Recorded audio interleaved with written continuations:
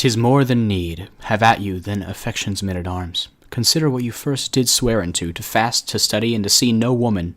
Flat treason gainst the kingly state of youth. Say, can you fast? Your stomachs are too young, and abstinence engenders maladies.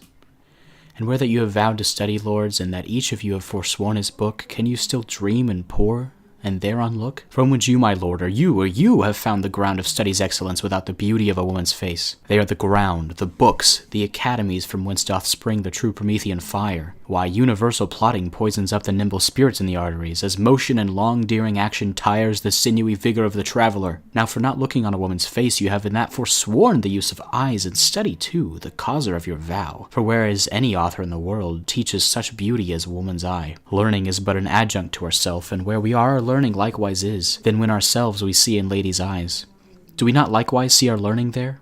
Oh, we have made a vow to study, lords, and in that vow we have forsworn our books.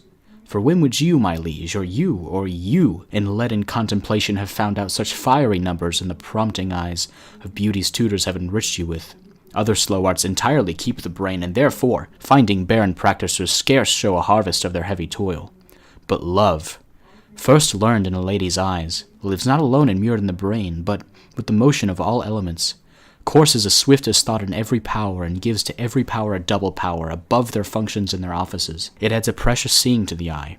A lover's eyes will gaze an eagle blind, a lover's ear will hear the lowest sound. When the suspicious head of theft is stopped, love's feeling is more soft and sensible than are the tender horns of cockled snails. Love's tongue proves dainty Bacchus gross in taste. For valor is love a Hercules, still climbing trees in the Hesperides, subtle as Sphinx, as sweet and musical as bright Apollo's lute strung with his hair. And when love speaks, the voice of all the gods makes heaven drowsy with the harmony.